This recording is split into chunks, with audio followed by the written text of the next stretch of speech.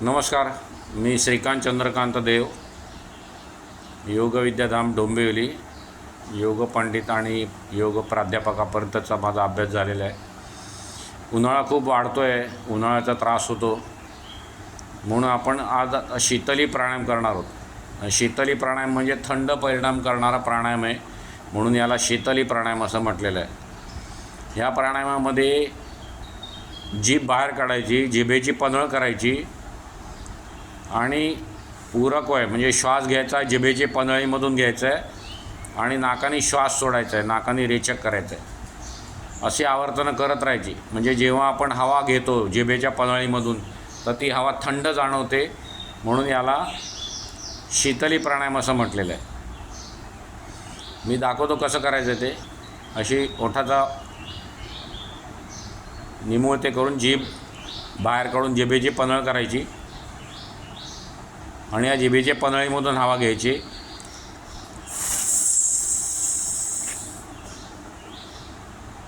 आणि नाकाने श्वास सोडायचा आहे.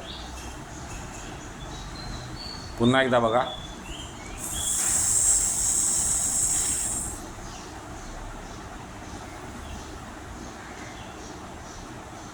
संथ सावकाश रेचक करायचा आणि पूरक पण संथ आणि दीर्घ व्हायला पाहिजे.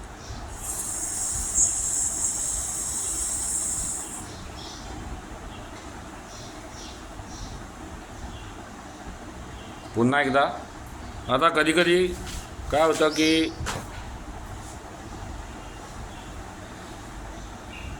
पेन कुठे गेलं, जिभेची पन्हळ होत नाही.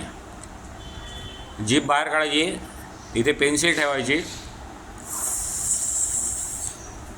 आणि पेन्सिल काढून घ्यायची.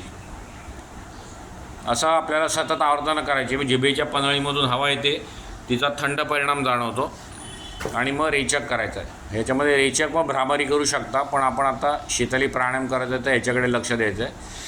तर हा जो शीतली प्राणायाम आहे, जर तुम्हाला सर्दी झालेली असेल तर करायचा नाही. उन्हाळ्यामध्ये पण सर्दी होऊ शकते. जर तुम्ही उन्हामधून आले, लगेच गार पाणी प्यायले किंवा उन्हामधून आले आणि घामावरती वारा घेतला लगेच तर सर्दी होऊ शकते. धुळीनी सर्दी होते. तर सर्दी असताना करायचा नाही. आणि प्राणायाम करायच्या अगोदर शांतपणे बसून राहायचं आहे. 1-2 मिनिट संथपणे श्वसन चालू राहायला पाहिजे आणि मग या प्राणायामाचा अभ्यास करायचा आहे. आता आपण करायचं आहे सगळ्यांनी. पुन्हा हाताची ध्यानमुद्रा घ्या, डोळे अलगद मिटलेले घ्या, संत श्वसन. हाताची ध्यानमुद्रा म्हणजे अशी घ्यायची.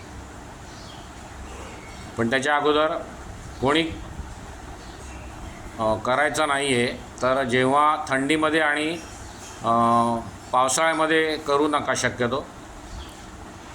सर्दी झालेली असेल तर तुम्ही करायचं नाही. कफ असेल किंवा सायनसचा त्रास असेल तर करायचा नाही.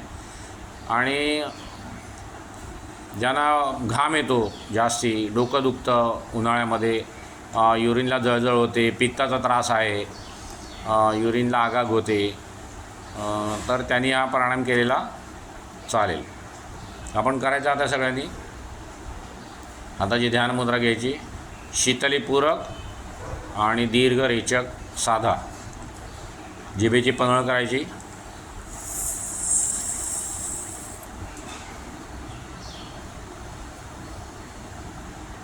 आणि दीर्घ रेचक साधा नाकाने. पुन्हा एकदा जिभेची पन्हळ करा. जिभेच्या पन्हळीमधून हवा घ्यायचे, ओठ बंद करायचे आणि नाकाने रेचक करायचं. असं सतत चालू ठेवा. कमीत कमी 10 ते 15 मिनिट आपल्याला सकाळ संध्याकाळ जर तुम्ही हा शीतली प्राणायाम केला तर आपल्याला याचे नक्की फायदे मिळतील. चालू ठेवायचं आहे. ओठ बंद करून नाकाने दीर्घ रेचक. सकाळी आणि संध्याकाळी करायचं आहे. प्राणायाम सुरू करायच्या अगोदर शवासन असणं आवश्यक आहे किंवा शांतपणे तुम्ही बसून राहा आणि मग करायचं आहे. आणि उन्हाळ्याच्यापासून थोडा आपल्याला रिलीफ मिळेल. धन्यवाद.